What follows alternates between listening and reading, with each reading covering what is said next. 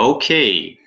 Well, thank you for everybody joining this first webinar. My name is Gregor Tenius and I'm the coordinator of this project. This webinar will be dedicated to, well, showing you experiences of in policy evaluation. But before we go into details on specific policies, I would like to give you just a short overview of the project, what EPATEE is, and what also you can expect from EPATEE, what results you will be able to expect. The webinar has the title, How Energy Efficiency Policy Evaluation Can Produce Benefits and Add Value to Policymakers. And actually, this could also be kind of a title for the whole project EPATEE.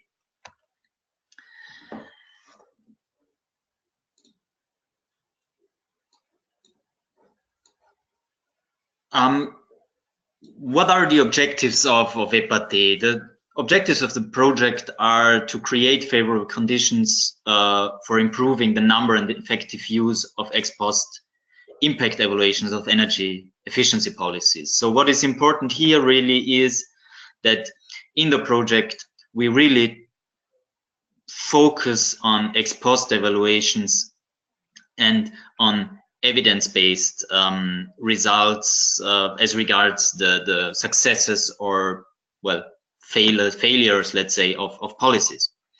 And our main concept is that we try to improve stakeholders' evaluation practices. So the evaluation is seen as clearly a part in the policy cycle where we bridge the gap between the need of policymakers for effective policymaking and their lack of data and analysis about the impacts. You could, let's say, a basic concept of the project, as you see in the bottom of this slide now, is that our target is that the project has a direct effect of enhanced evaluation practices. But of course, in the midterm and the longer term, this should lead to an increased effectiveness of policies and resulting in more energy savings and greenhouse gas reductions. So this really points at the fact that energy efficiency evaluation is part of the policy cycle, in fact.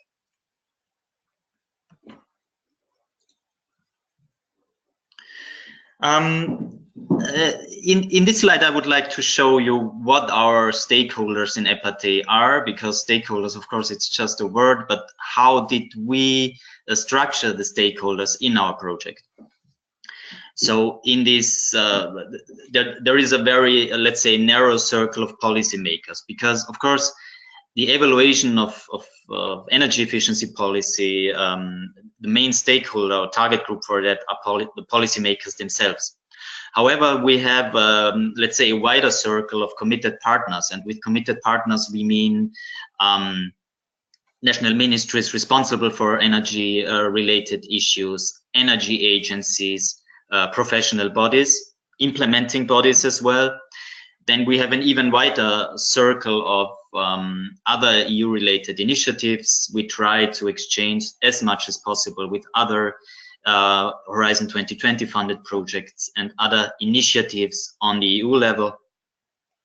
And then, of course, there is this very broad circle of the scientific community and, let's say, other interested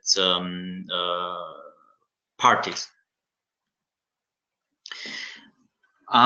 How do we achieve the project targets? And here we have actually, let's say, two strands of work. One exercise of the project is stock taking. And what we are doing here is we look at existing examples of energy efficiency policy evaluation. We summarize the existing knowledge, and we organize this in a knowledge base. So we make existing knowledge available in a structured way. This is a rather generic approach, but on a more detailed level, and also this webinar today will deal about that, is we work on case studies of concrete ex-post evaluations. And if you go to our website, you will see that quite a few of case studies are already available, and they give you a quite detailed view on existing successful policy evaluations. But what do we do with this knowledge that we build up? Well, one of the main results of the project will be, and we will be just starting to build this now, the online toolbox.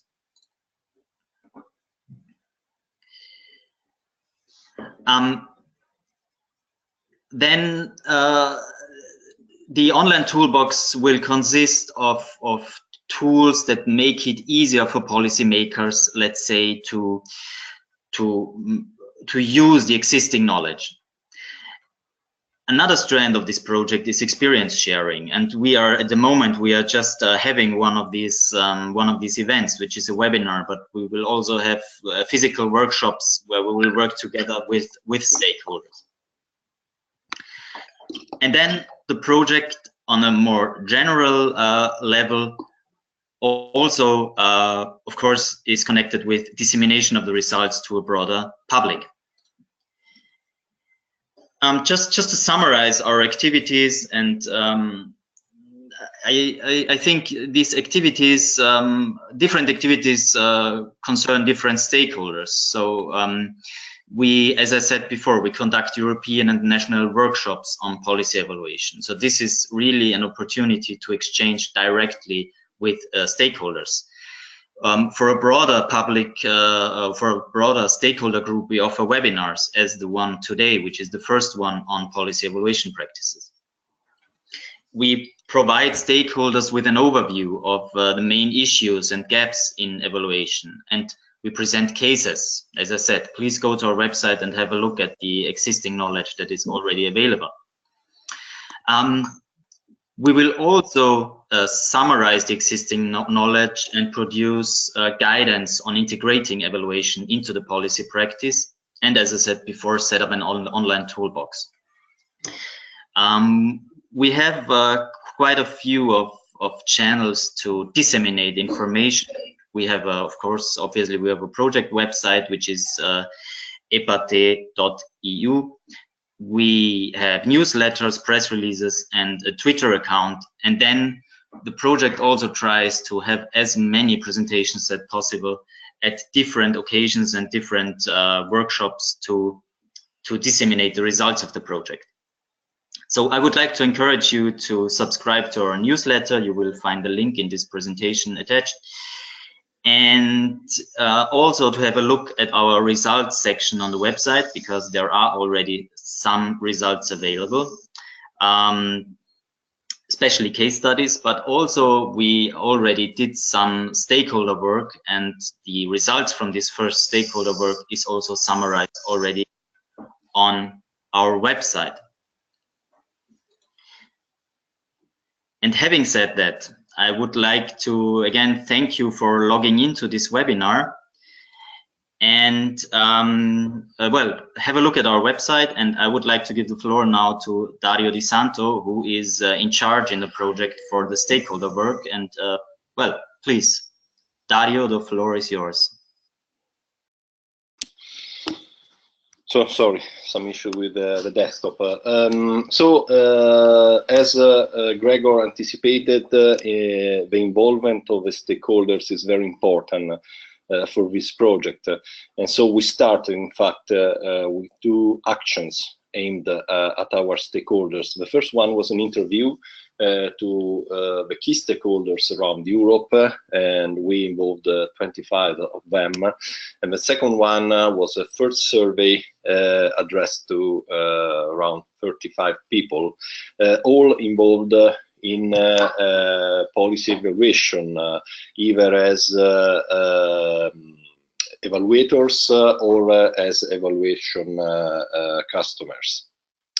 The aim of these 2 actions was first of all to get the pictures on how evaluation is implemented in the various EU countries, and the second one was to understand the needs and the priorities of the stakeholders in order to be able to better design our tools that Gregor already mentioned.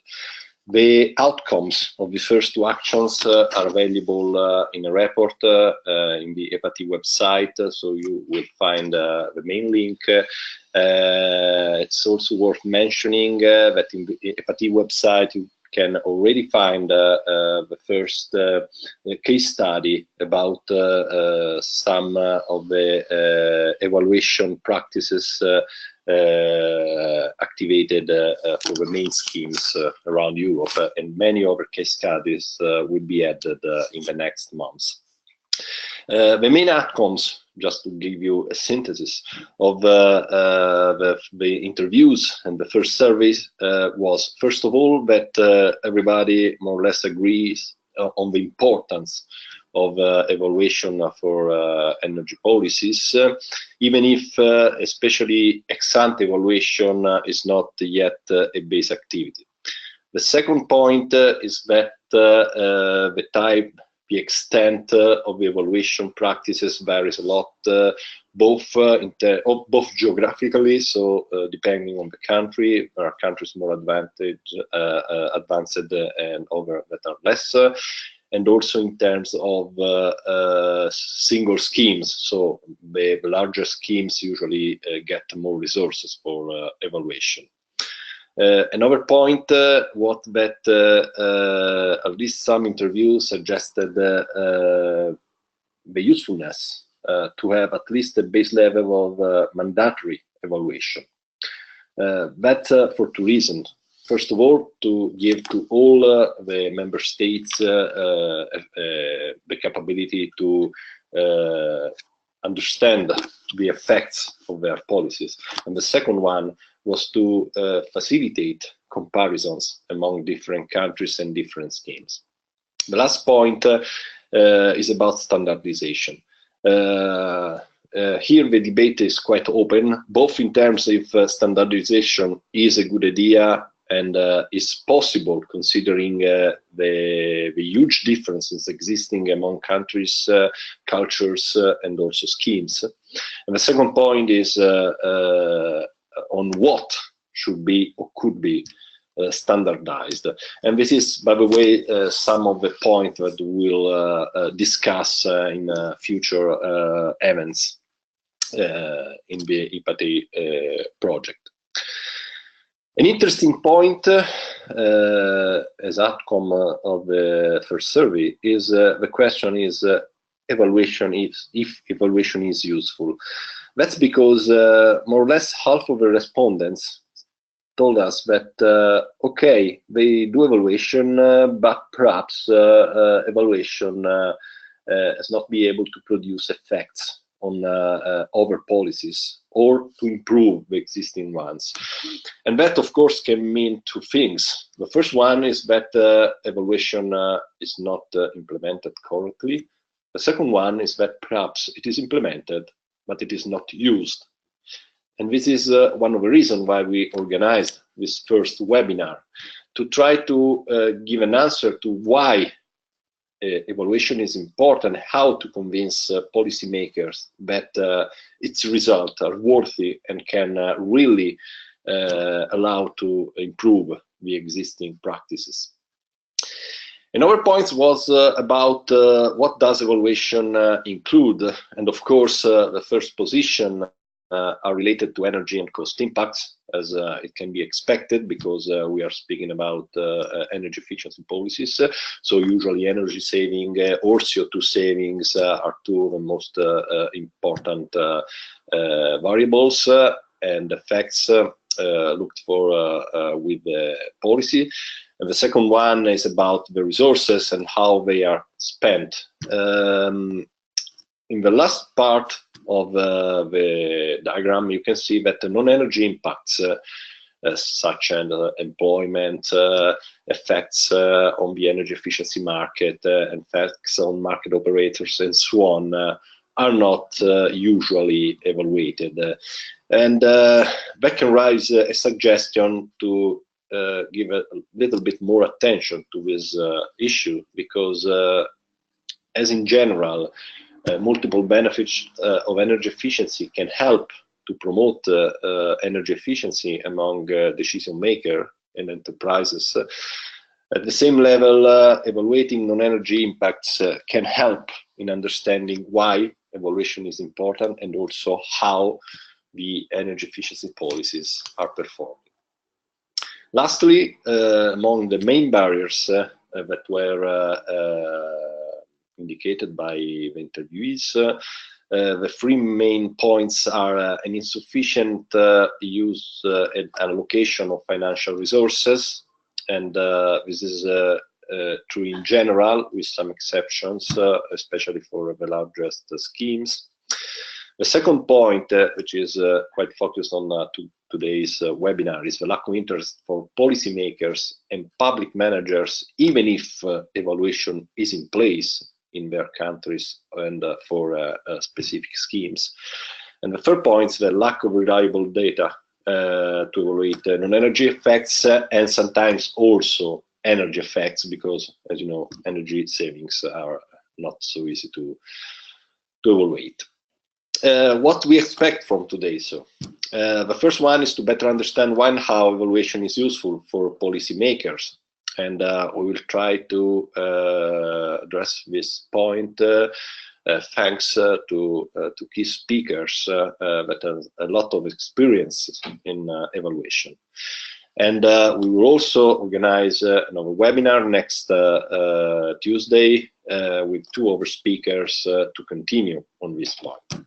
The second point is to stimulate exchanges between peers and the audience. So please use the chat to raise questions and to interact with the speakers. The first point is, of course, to know your views on evaluation, and also if you have any suggestion to the project consortium to understand how we can help you.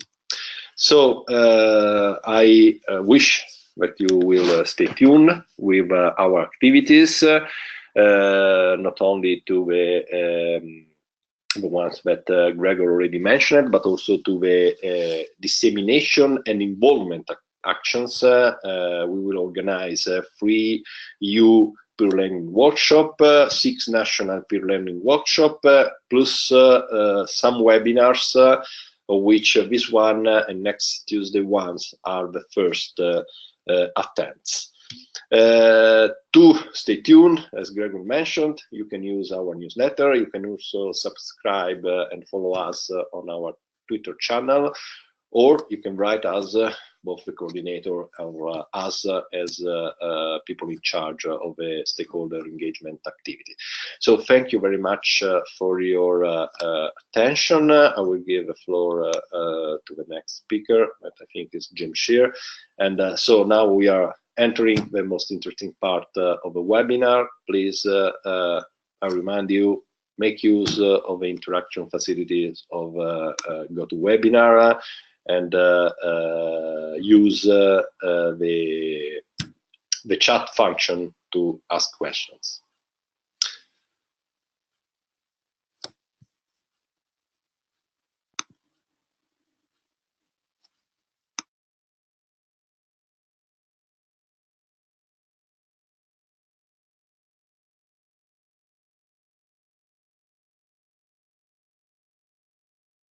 Good morning, everybody. I hope you can hear me and see my presentation.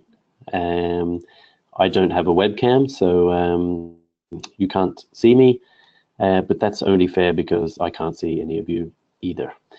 My name is Jim, and I'm the head of the Low Carbon Technologies Division here at the Sustainable Energy Authority of Ireland. We're Ireland's energy agency.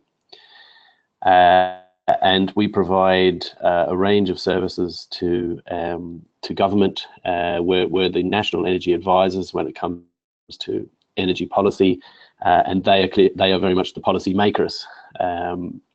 My job is to bring evidence to the policy makers so they can make good decisions around making policy, and part of that clearly is evaluation of government programs.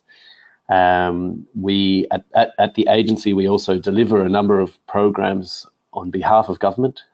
So that gives us some advantage in that we are dealing with consumers across the different sectors, and the focus of today's presentation is our evaluation of household or home energy efficiency schemes in Ireland. So what I'll do is give you a quick overview of the programs that we have in place for householders in Ireland, highlight the evaluations we've done to date, zoom in quickly on the cost-benefit analysis and a billing analysis that we've undertaken, and talk mostly about the benefits of the evaluation and some next steps that came out of the process for us. Also, I just would like to thank the organisers for inviting me to speak today. I forgot to do that on the first slide. And to be part of the EPATEE program, it's really been a great experience so far, and really got me present to how important evaluation is in policy development and advice. So thank you for that. So the program so far in Ireland, we have a suite of programs across the residential sector aimed at different cohorts. The first program there is the Better Energy Warmer Home Scheme. That's for fuel poor homes. It's been running for a long time in Ireland, and that provides grants of 100% for a range of measures to homes that can't afford to upgrade, but who are in receipt of government subsidies for energy because of their income levels or other circumstances.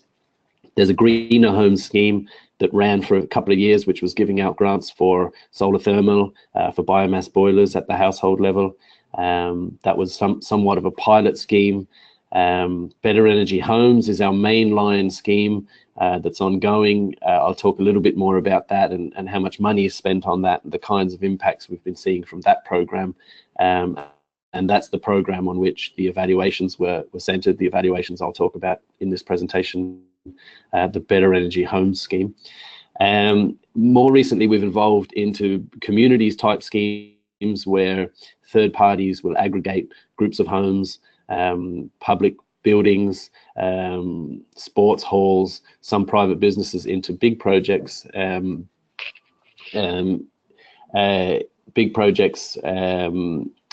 fund in order to cause economies of scale. So that's ongoing.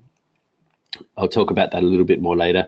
And of course, like other EU member states, we have a supplier obligation. We chose to do a combination of that and alternative measures under the Energy Efficiency Directive, and that underpins a lot of delivery via the programs listed above. And separately, there's a tax measure which was put in place by the government to fund home renovations in general, and under which some energy efficiency measures are picked up, and that's a relief on income tax for people who do improve the efficiency or their garden, or all sorts of measures under that incentive that's not run by the agency. So in terms of the Better Energy Home Scheme, which is the focus of the evaluation that I'll be talking about in this presentation, this chart is taken straight from the EPATEE case study. I'd encourage all the listeners to read the case study, which goes into a good bit of detail on the ins and outs of the evaluation, what we measured, how we went about doing the calculations, all of that kind of detail. I'm not going to go into that in this presentation. I want to focus more on the benefits and how we used evaluation to convince policymakers of its importance, and to justify the scheme in an ongoing way. So what you can see in this chart is that between 2009 and 2011, there was a really quick ramp up in funding and number of households that took up the scheme. So that they're in black, the number of households, and then the number of actions. That's sort of the number of specific measures that were installed, be it loft insulation or walls or any of the other measures that are supported by the scheme. And you can see then, in line with what was an economic downturn in Ireland, the appetite for the scheme dropped off somewhat and is recovering more in recent years. And we're doing a lot of work to generate more interest in the scheme. At the start, we couldn't get the grants out the door fast enough. The appetite was really strong, and there are a number of factors that led to that downturn. One was the economy. Also, scheme rules changed, and we had really tightened up on quality assurance and all of those kinds of things, and that actually limited to a certain extent the number of grants being taken up, and we're looking at working with suppliers to remedy that. But this is one of the biggest grant schemes in Ireland. Hundreds of millions of euro of public money have gone into this scheme over the course of the scheme, and so it was very important that we were being responsible with that money. And in order to prove that we were being responsible, evaluation was absolutely front and center to what we had to do in terms of discussing with government ongoing funding of the program. So the evaluation that we've done on the program to date started with, at the start of the program, essentially undertaking engineering calculations. We had a feel from participants what measures were going in. We had a bunch of engineers in-house who could work out, well, if we had this kind of a house and it put in, improve the U value of the roof or the walls, that we could get this kind of an energy saving, all theoretical, all desk-based, and all sort of averaged and all of that kind of thing. The second stage was to have a look to the literature and start to understand that those technical savings aren't always fully realized when it comes to emissions or kilowatt hours reductions. So we started including adjustment factors for comfort and for other things, and sort of toning down our desktop-based estimates. So we thought that would be more realistic. We then, on the back of those revised estimates, undertook a cost-benefit analysis. So we're still in the world of engineering calculations, no measurement yet, but that was needed because the level of expenditure on the program was such that government regulations required us to do a cost-benefit analysis in accordance with government procedures for program spending over, I think it was 20 million a year, which we did, and that's published, and you can see that on our website. And I'll go into a couple of the outputs from that on the next slide. And then by July 2012, we did this study, which was the first measurement of actual impacts. So we did a lot of work with householders to get into their actual billing data. That's number 4. I'll say a little bit more about that in a minute. Number 5, consumer surveys. So what we realized was, as well as understanding the impacts in terms of kilowatt hours and emissions reductions, we wanted to get to know the consumers in the scheme and those that weren't taking up the scheme a lot better, so that we could tailor the offering and upsell, get those that are interested to go deeper, and get those that aren't interested, and try to bring them into the scheme. So a lot of consumer surveys around attitudes to investment, perceptions of the scheme, and the benefits. And I would include that under the banner of evaluation, very much so. So just to zoom in quickly on the CBA and the billing analysis, on the cost-benefit analysis enabled us to generate these kind of results, where we can see the first 3 years on the left-hand chart, the expenditure on the program outrunning the benefits, and then the bottom of the tick there is where it was the end of the evaluation period, and after which the benefits start to accrue, and you get a payback where it crosses the x-axis, and if you include the ongoing benefits in terms of energy and carbon and other pollutant savings, you can see a net positive NPV of the program. So that was good news for the economists in the Department of Finance to see this kind of thing that they're used to seeing, all done in accordance with their own guidelines on cost-benefit analysis. On the right-hand side, the Exchequer is really interested in where their money goes. So you can see the grant costs. You can see that when we save energy, the government loses some tax on the energy, and they also lose carbon tax. But on the upside, you get to see the value of the energy savings, the return of VAT on the energy savings. So households save energy and they have more money in their pockets, so they spend it on things that the government collects VAT on. The value of the CO2 savings to the government in avoided fines, and also the VAT on goods and services. So the installation costs of all the measures are included in there as well. And there is a net Exchequer cost to this, but it's somewhat mitigated by those other tax flows. So they were interested in that. And that all became part of the narrative with government when we went to ask for more money for the next year for the program.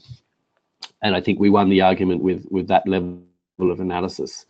There were, of course, questions asked about how do you know how much each house is saving? And that's where we had to get into the billing analysis. And I think this was really a turning point for us. It was a more in-depth project. It took a lot of work to go ahead and ask consumers if we were allowed to get their billing data. It took a lot of work with legal experts in order to have them approve that they could send us personal data from a number of households. We asked a couple of thousand households for their data. About 250 responded. By the time we filtered the data, we were down to about 210 houses. So it wasn't a representative national sample, but it was really as good as we could do at the time. And what we were able to show, and what you can see in the chart, if you look at the blue and the red, the blue is the distribution of building energy ratings before the upgrades, and the red is the distribution of the same set of households after the upgrades. So you can see a marked improvement in the building energy rating, and that translated to metered gas savings on the bill of around 3,660 kilowatt hours per dwelling on average. Now, at the time, our estimate was around 5,500, so that's somewhat lower. We also have 700,000 oil homes in Ireland, so we did some calibration to estimate the impact on oil homes, who tend to be slightly less efficient and also bigger. So we think the saving is probably larger in oil-based homes, and I think we landed on using a standard factor of about 4.5 to 5,000. So our engineering estimates were refined with the billing analysis, and we had to do some work on comparing this sample with the population to postulate whether we were making an under or overestimate. And it turns out, on the basis of size of homes and the type of homes we're seeing in the scheme versus whose data we got, we're probably underestimating. So we felt fairly comfortable that this was a good average number to be using. So now to, I guess, the main subject of this webinar is really to start to look at the benefits of this evaluation. So for us, it was, as an agency, as an expert body, really standing on solid ground and providing really expert advice to the ministry. We wanted to be sure, and we needed the peace of mind that the program was actually working, and not just making homes more comfortable, but making them more affordable and actually leading to emissions reductions as well. So we found that through the billing analysis. It started to form our evidence base. So again, we felt more assured when we were advising government that this is actually what's happening in the real world, not just an engineering estimate.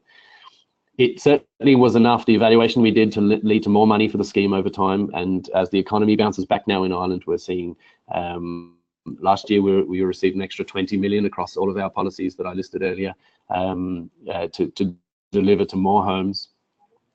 I think understanding the consumers better was a really big benefit of the evaluation. So we really started to get to know what participants in the scheme valued, and what non-participants, what was in the way for non-participants in terms of being in the scheme. And we experienced evaluation. So that was something, it was a start for us, and it's now started to spread to other programs. So we're starting to build into all of our programs standard clauses that let us get the data and require that if someone comes into a grant scheme that we're allowed to look at their billing data and all of those kind of things. So having made that start, and we can sell that then to the policy implementers, that it's very important that we collect the data from the start. And it made us think about the kind of let me just move the slide on, it made us think about our experience. So our time investment was big, the money was small, but I think the benefits really stood for themselves. So the other thing I just note here is that what we got to see as well, and start to think a little broader around the kind of benefits that we were capturing. So we're clear that we're probably not capturing all the benefits in what we're measuring and monitoring. And one example that's come up recently is that of the multiplier effect. Consider, for example, something that's visual, like an external insulation job or solar PV. Do we know how much funding one project could lead to other projects in the same street, for example? So we're starting to think about what other data we could collect around our evaluation, and I guess it's led us to be a little more creative around what we look to collect from the beginning. The other thing I was asked to mention, and this is my final slide now, is just around how do we use this information to convince top management of the benefits of evaluation. I just chose 3 words here, really, as seeing evaluation as absolutely critical to the integrity of the scheme. So being able to stand over our assertions that were based on engineering calculations was crucial. Credibility, so winning the argument with the Department of Finance meant that we had to talk not just about the economics of projects, but really about the impacts, and to say that we deliver programs that we've actually measured household before and after, that carried a lot of weight and really built credibility. And in terms of flexibility, really allowing the information that we got back from the evaluation allowed us to change grant levels, add new technologies to the list, and we're about to pilot, for example, heat pumps for oil heated homes, and one of the clauses in there requires them to share their billing data with us, so it opened all of that up.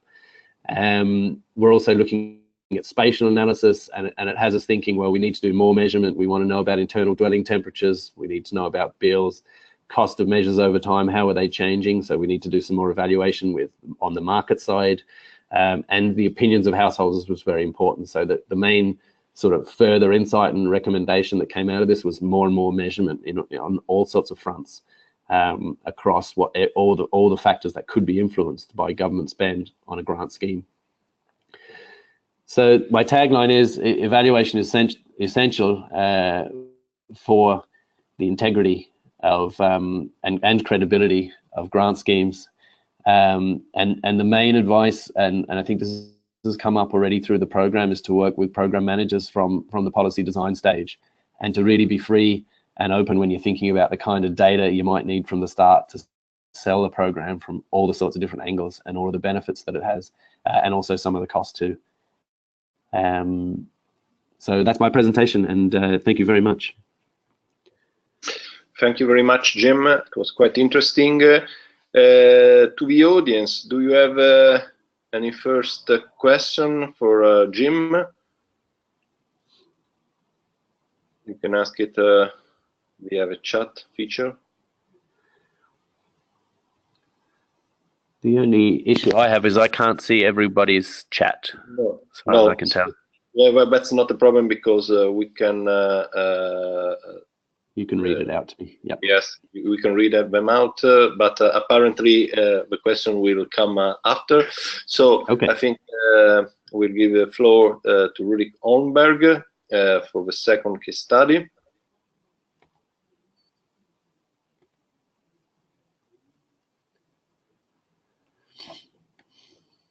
Can you hear me now? Yes, perfectly. And I will try with. Perfect. Can you also see me now? Yes, at least your screen. Okay, but that's enough. That's okay. Enough. Okay. Put it full screen, please. Full screen. Yeah. Let's see now.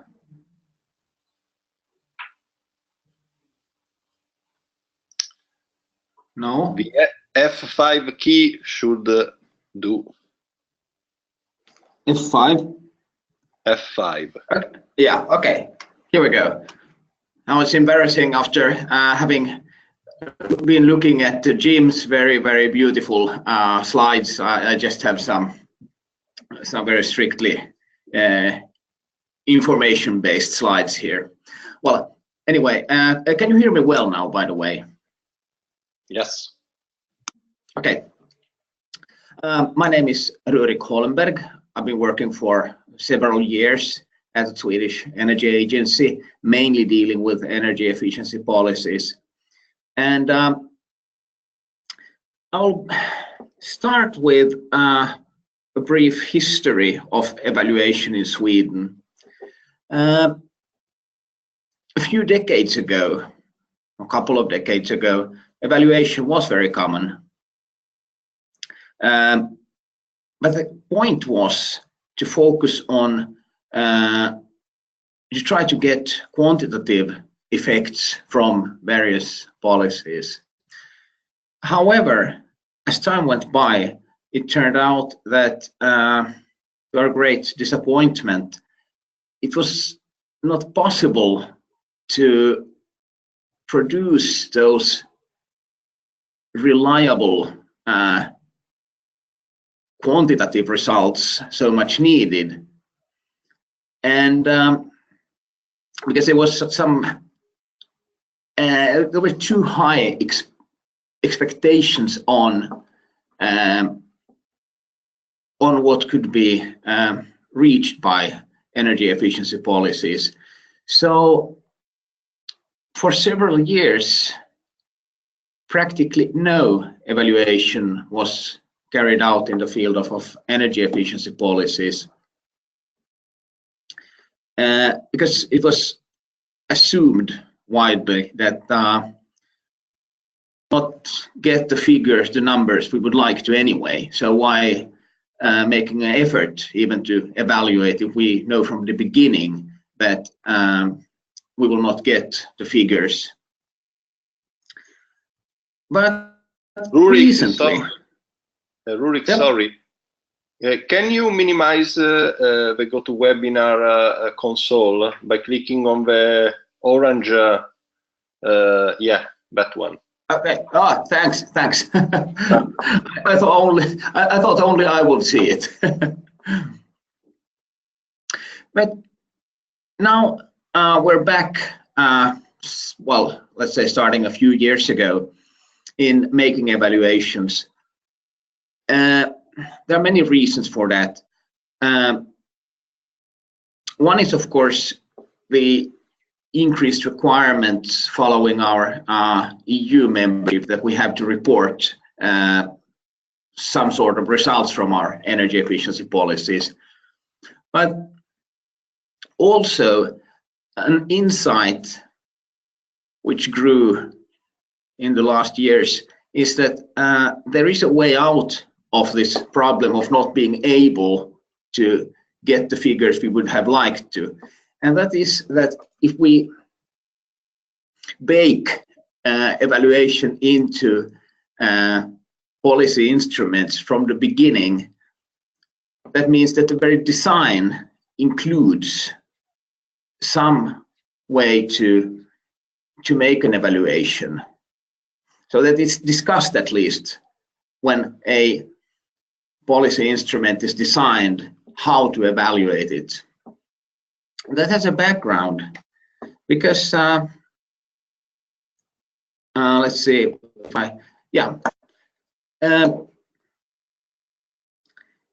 between 2004 and 2014, we had a major policy instrument for energy efficiency in large industries.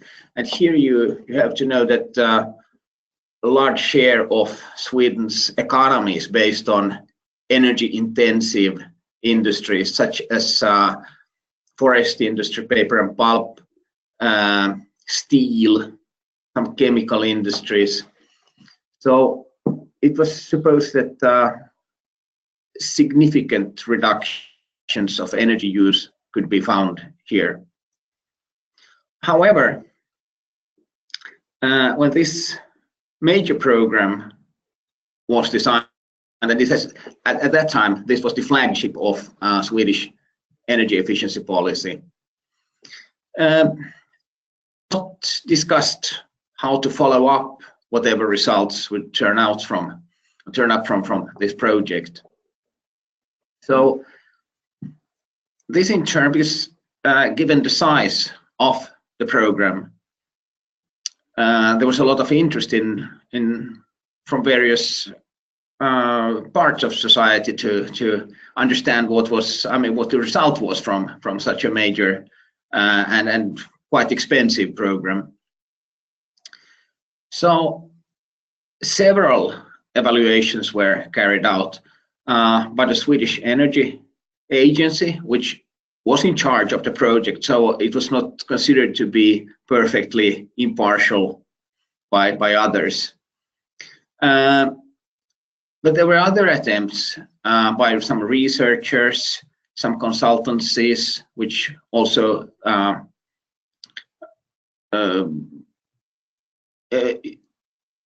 worked for the Swedish Energy Agency.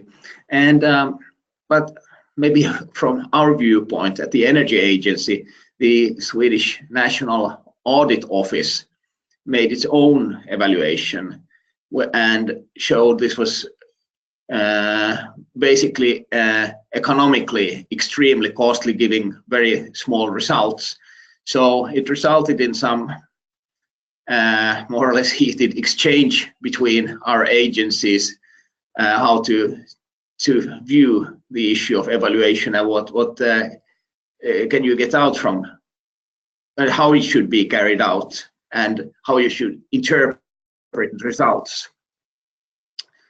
So this was a major lesson for us, that in the case we would have from the beginning included some method for evaluation, some clear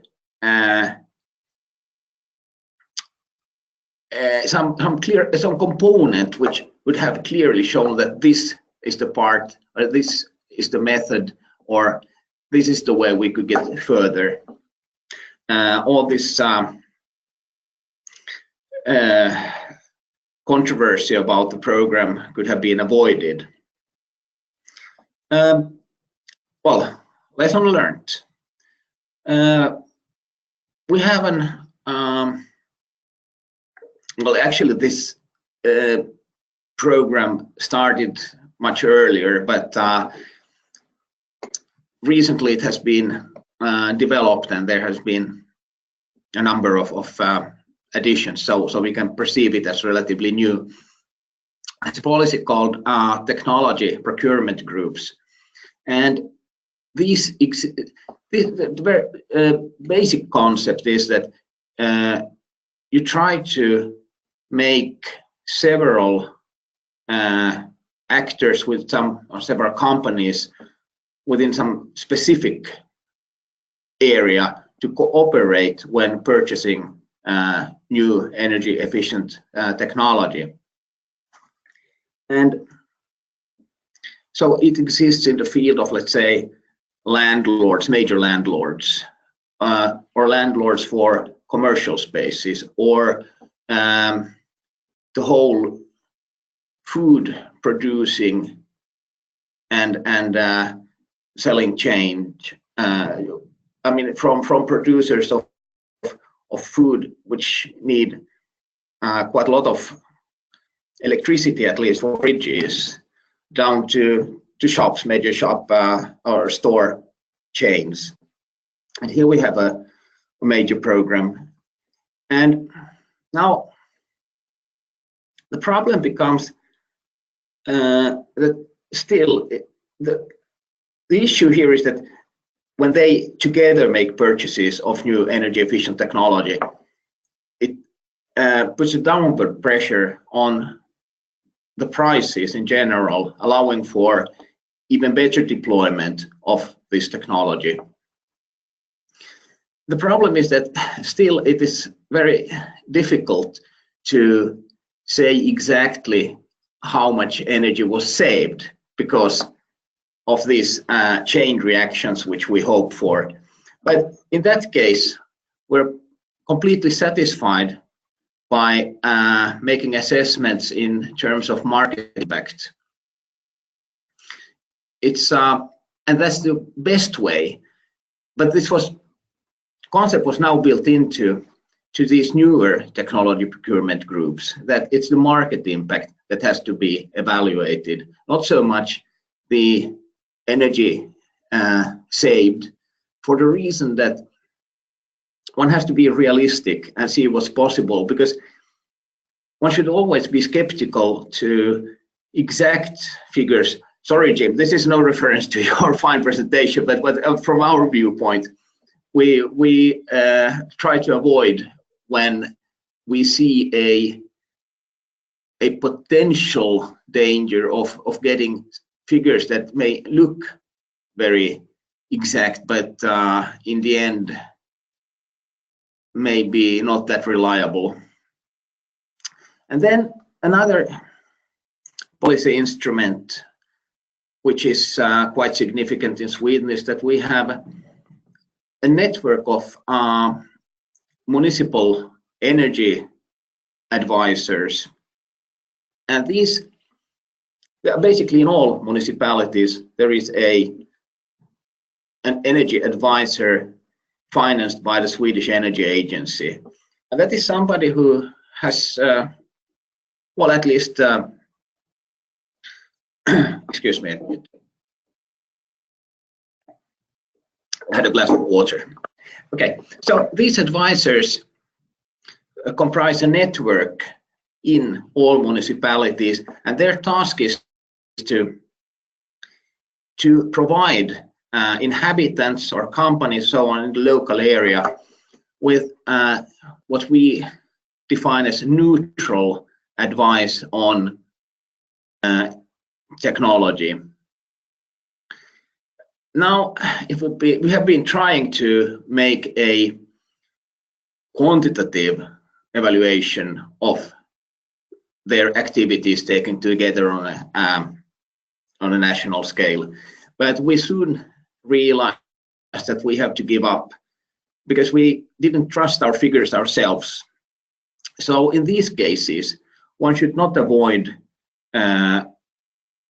trying to find some qualitative way of measuring instead of quantitative. A reason for this is that one can easily end up with results that may be even exaggerated, because if we would ask the energy advisors themselves, how big was your impact? I think the results would be quite exaggerated on an aggregate level in the whole country. While if we take, let's say, some surveys among inhabitants in a municipality, we would probably get too low a result, because people are still influenced by the services of the energy advisors, but they might not even think of it when they themselves, let's say, purchase some energy efficient technology, because people would anyway think it was my own decision, not actually the advice from an energy advisor. I should have mentioned earlier that we give quite high priority to these evaluation activities from the side of the Swedish Energy Agency, and only in the last 2 or 3 years did we develop a particular unit, quite big unit, consisting of people trained in evaluating. So this is clearly given much higher priority than before.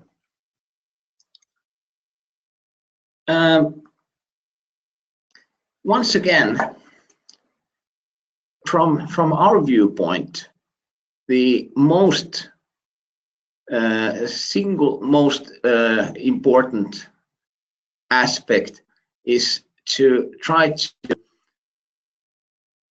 be aware already in the planning phase how an evaluation later on after the program could be carried out, so that, of course, you can't design policy instruments only according to the need to evaluate, but there has to be some idea, something built in that gives at least some clues how to proceed when evaluating.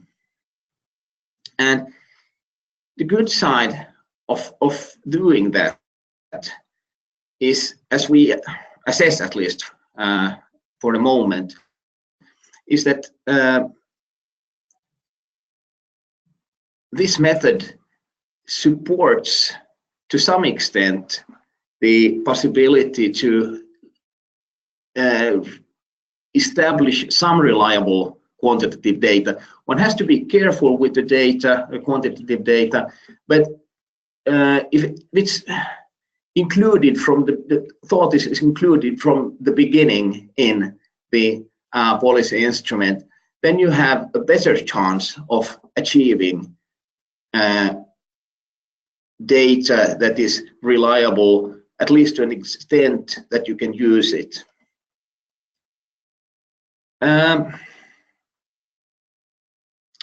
Some other issues. Now I focused on this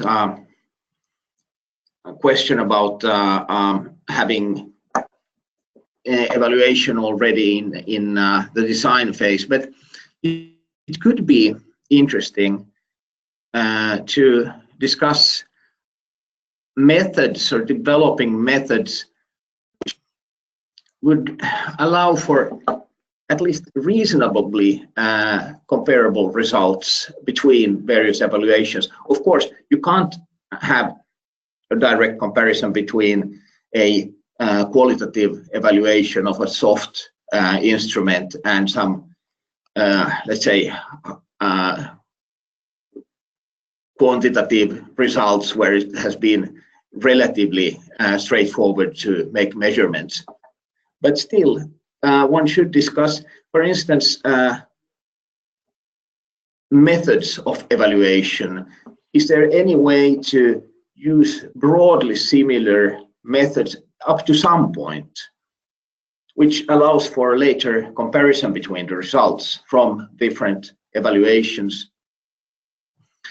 But and this is something we don't have the answer to this question, but it could be worth thinking about how comparability could be enhanced when it comes to evaluation, because there tends to be quite a lot of ad hoc evaluations that you just try to figure out a way to do an evaluation, and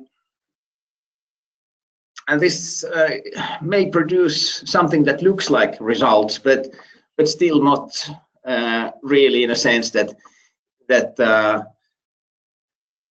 further developments could be based on them. And one could, of course, hope that this issue could be discussed on an international level too, for instance, in the EU, whether we could develop some basic ideas. And I think it was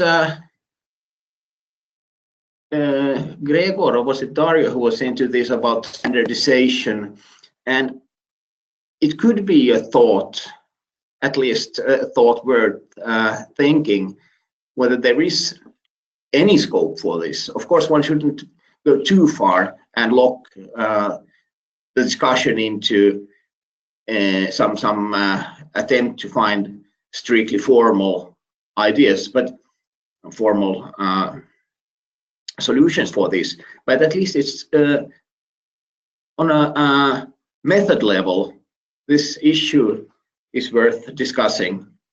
Okay, I will stop here now. Thank you very much. Thank you very much, Rurik. It was a very interesting presentation. Now I think it's time to ask some question. I think that Jean-Sébastien has 2 questions for you, and then we can come back to questions that arrived early for Jim. So if Jean-Sébastien already have the mic on, I can start.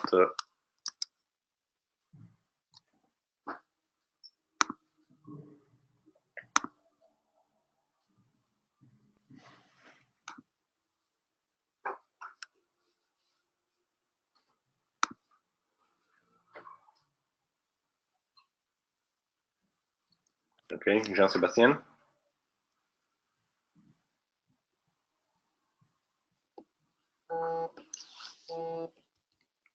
Jean-Sébastien, if he doesn't hear, so the 2 questions. Can you hear me now? Yes, now yes. Perfect. Yes. Okay, sorry. So for Rick, I would have two questions that are a bit connected. The first one is about the controversies you mentioned in the evaluation of the voluntary agreements in large industries. Yes. Do you mean that the controversies were due to the fact that the different studies used different data sets, or was it because they used different methods, and that that led to different results? It was a question of what was measured. It would have been easier to understand each other if we had just produced different results using the same methods. But in this case, there was no obvious method from the beginning how to proceed with an evaluation. And so we ended up with having a very large number of evaluations, which it was hard to say objectively that one would have been better than the other, because there was no way to agree upon the principles from the beginning, and this should have been addressed when the program was launched. What is supposed to be measured in what way? What are the exact targets? What are we trying to achieve? Not to build in ambiguities in the policy instrument from the beginning. And that was the crucial mistake, that there was some ambiguity in the program because we wanted to reach so much with it.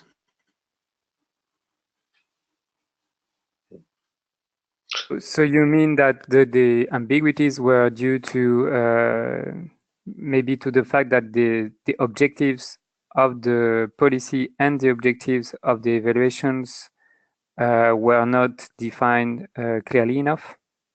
That's what you mean? Because the program was from the beginning very inclusive, but it's not a problem if a program is inclusive from the beginning, but that led to a fact that very different approaches for reaching this energy efficiency target, or not actually a target, but to promote energy efficiency, could be done in a lot of different ways. So, and that's not a problem in itself, but it should have from the beginning been made clear which different parts there is, not to mix them together, because then it's impossible to evaluate. And to be clear that there is, let's say, track 1, track 2, track 3 within the policy instrument. Only for the sake of evaluation, not for any other reason, but only for being clear with how to evaluate later on. Mm-hmm. Okay, thank you very much, Ulrich. My second question was about your point on comparisons in the challenges that that's speculative from my side, yes. Yeah, that you mentioned at the end. Do you mean also comparisons in terms of using different methods to triangulate the results, or do you mean comparisons between policies only? I have not been thinking that far as you, so maybe I should ask you instead. But the main idea here is that we should at least agree on basic methods, how to carry out evaluations, what to focus on, how to decide what to focus on if there are some less clear targets. But I haven't thought much further on that topic, only for opening the discussion, so to say. I mentioned it here because that has been a problem with us. We have been talking not officially about it, but around the coffee table, that there should be some sort of harmonization on fundamental issues. Yeah, thank you, Rurik. I agree with you. And also in another project, which is UMercy, that dealt with good practices for industry, we tried to use the data collected in different schemes. One was the white certificate scheme in Italy, another one related to Austrian schemes, another one to Polish schemes, and the last one to UK. Of course. And what you find is that there are different sets of data, and sometimes comparisons are really difficult, but the reason is due to very simple original choices that with a simple harmonization can really improve the possibility to put together data and discuss on that to European level and also to international level. So I think this is a very important thing. And by the way, this also is one of the first question to Jim, that was about more data is always lovely, but what data is critical must have for policy evaluation. What do you think, Jim, about this? Yeah, thanks very much for the question. So, like when the scheme was set up, some critical data was already being collected from the start. So we obviously knew how much grant we were giving per house. We knew what measures each house was doing, and then we had, as I talked through there, some modeled savings estimates for the different measures, and we transitioned that to measured savings. So we had a feel for how much grant we were giving to the house. We also knew the total cost of the measures, so we knew the total cost per home for the mix of measures that they put in. So that's crucial. That's a crucial start, and actually from those few data points, you can derive a lot of information. So you get a feel for the number of measures obviously deployed, the level of savings in terms of energy is estimated, and then later on measured. That's converted into CO2. And you can make assumptions then about the lifetime of the measures in order to get into developing these time series of cash flows.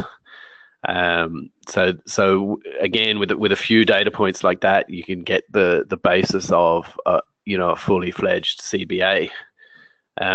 Things like the tax flows all leverage off the level of energy saved. The investment in the new energy efficiency technology leads to a VAT return, a tax return to the government through the business sector. So you can work all those things out from those very few data points. So there's a few crucial ones there, and they're the kind of obvious ones. What makes the evaluation more powerful and interesting is when you start to think outside of the box a little bit, and get to know the types of things that motivate consumers to participate in the scheme, get to know from those that aren't in the scheme what's stopping them, and then to do some qualitative surveys around what participants feel the benefits before and after might be of putting in some measures. And I count all of that as evaluation. So evaluation for the hardcore impacts, but also for the experience of the consumer. So we'd be very much evolving in that direction in terms of our evaluation, and we've recently established a behavioral economics unit, which actually goes beyond economics and looks at social sciences generally, and how do the offerings of government land, and how do they occur to householders, and what has them choose them or not. And we're running a number of pilots in that regard now. So all of that for me is around evaluation, because it all speaks to looking to expand the impact of the scheme. It all informs how you shape the scheme to go in the direction you want it to go, as in terms of national priorities. So we're very much about trying to produce deeper retrofits at the moment. So all of that information helps us tweak the grant scheme to create new pilots around deep retrofit and other things in order to hone what we're doing. Okay, another question for you, Jim, is are the additional benefits, like for example positive impact on health, also quantified in a financial way in Ireland to persuade the policy implementers to find the programs, or is it perceived as an unreliable estimation? If not, are the additional benefits included in the evaluation process in any way?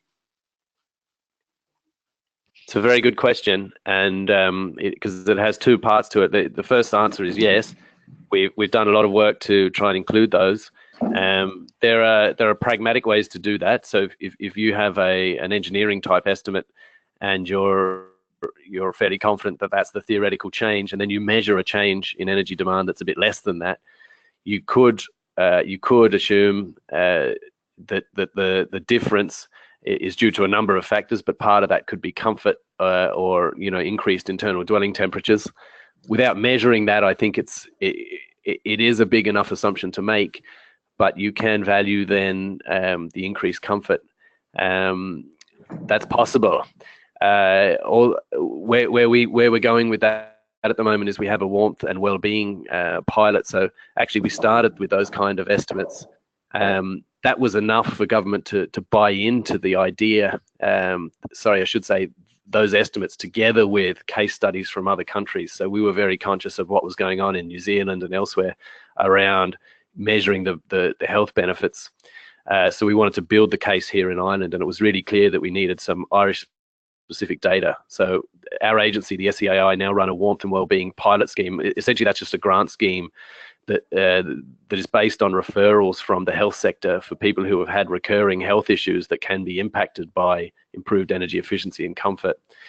So just getting back to the question, yes, we included estimates.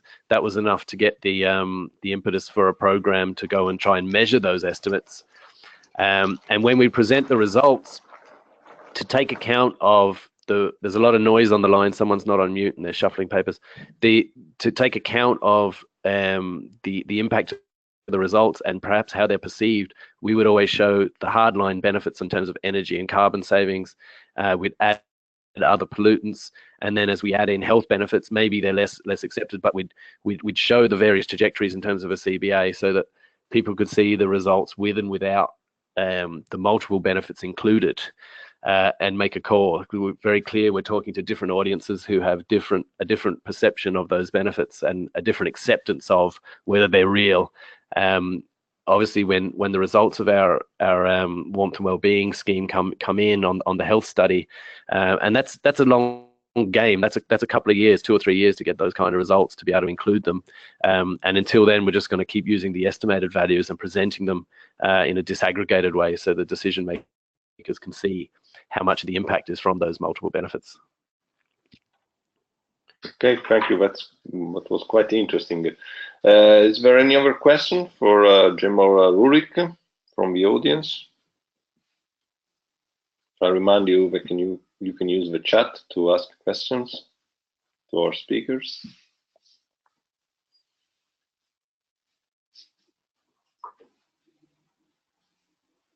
Because I have one question in the meantime, and it is that sometimes one of the issues that evaluation faces is that even if it is in place, some policymaker can think of it as a threat, something that can put under discussion his policy and perhaps damage his image. And this has been the issue in some cases. So do you have any suggestion on how to avoid this? This is both for both of you, of course. Okay, maybe I could start, or yeah. There is a problematic issue with the integrity of the evaluator. Because how do you find somebody who is completely independent? I mean, if we at the Energy Agency do it ourselves and we're in charge of most policy measures, very few would believe that it's independently done. Yeah. However, if we employ some consultants, there would still be an issue whether that has been the work of somebody who is completely independent. And also, as you mentioned, there's a problem of where to draw the line between what is part of the policy instrument and the evaluation. For that reason, I would also further stress the fact that evaluation has to be built into any policy instrument from the beginning, because then it's clear what is supposed to be done. Mm-hmm. Yes, and that's is an answer, because of course if you include it since the beginning, it is more easy to, so it's easier to Exactly. use it Yes. afterwards, and to, let's say, something like oblige the policymaker to make use of the results. Yes, and you, Yeah. what about him? So yeah, that's interesting. What Rurik said there. I'm sure policymakers could get a bit nervous that measures might, you know, when you do an empirical study, they mightn't marry up or live up to the expectations of an estimate beforehand, and they might be happy with the impacts at the estimate level, and then get a bit of a shock when they realise all of those savings don't actually manifest in the real world. But really, for me, you can only hide behind estimates for so long, and you can really only live in that world for so long. And if you're talking about integrity and credibility, you've got to get into measurement at some point, especially for long-running schemes, especially for pilots. And you could go as far to say for all schemes, really, where there's public money being spent. Like that's just a responsibility. So, you know, and actually, if you spin it on its head, it should be quite empowering. So it is the job of the evaluator to enroll the policymaker in the benefit of evaluation. Like the policymaker might have different drivers. So they might just want to deliver a bunch of spend. They might want to get a number of homes on a scoreboard for a minister, or it could be anything. But so it's really up to the evaluator to enroll and convince the policymaker of the benefits of the evaluation. One thing that was very important for us in terms of the credibility, and Rurik nodded to this idea that if a national energy agency is the one talking about all the benefits all the time, it can, and I'd agree, it can start to sound like a lobby, and that's one thing that we're very conscious of and we try to get away from. So we do commission third parties like independent researchers and consultancies to either do QA/QC, quality assurance, quality control on our numbers, to do studies themselves. But importantly, what we do is we look to peer-reviewed journals. So if we do a bit of study like the billing analysis that I talked about, submitting a paper to a journal and having it peer-reviewed by the scientific community, I think adds a lot of weight and actually helps to dispel that. So once we were able to say this was published in the Energy Efficiency Journal, and these are the results we're now using for our evaluation and our impact estimations, the Commission, who were receiving our numbers, were convinced, and that ticked the boxes in terms of directive requirements in Europe for increased M&V. It also spoke to the national decision makers in terms of, okay, well, once something's in the literature, we're clear it's gone through some independent review. Even though we initiated that as the agency, that peer review was very important. Yeah. I can see it. You mentioned in your presentation integrity, credibility, and flexibility as three very important points on your evaluation practices. I think, as Jean-Sébastien suggested through the chat, that also transparency is an important aspect of evaluation, because if reports are public and available to all the interested parties, of course that facilitate both the discussion on the data and so the possibility for third parties to produce their own judgment and studies based on that. And also, it's a way of making things more transparent and so perhaps more credible for people. But for example, in Italy, we saw that this transparency is full for some, or almost full for some scheme, whereas it is less used for other schemes. Sometimes you need to wait for 2 years before you get the outcomes of a certain evaluation, and this, of course, doesn't help, especially third parties and also policymakers, I think. Is there any other question on how evaluation can help improving existing policies from the audience?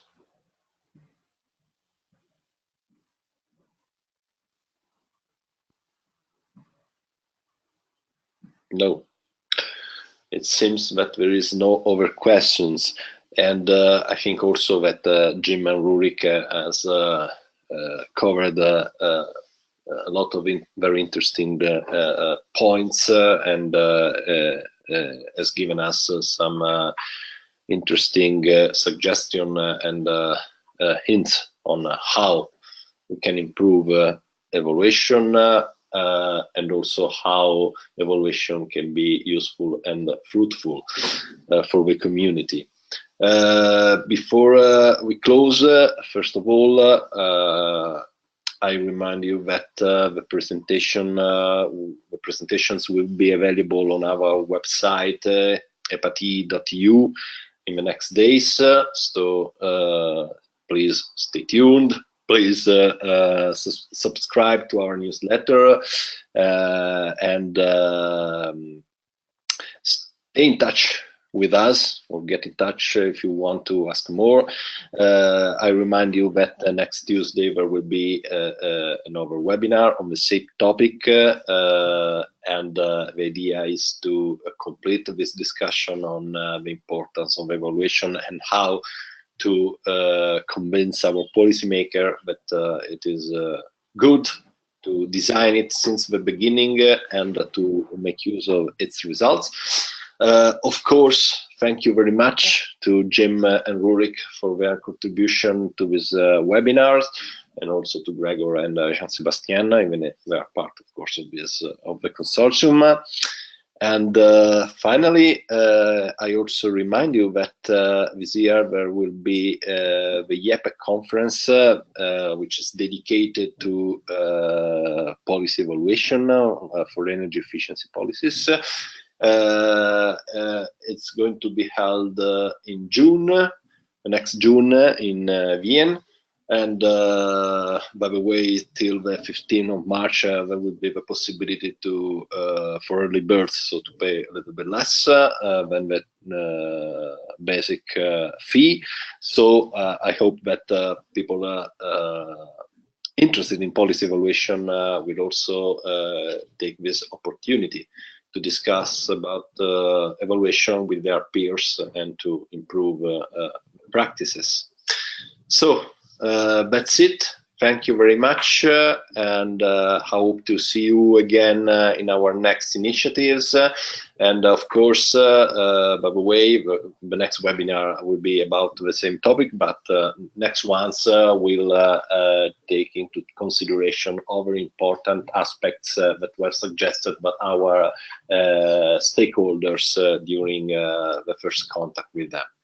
So thank you very much for your attention, and see you soon.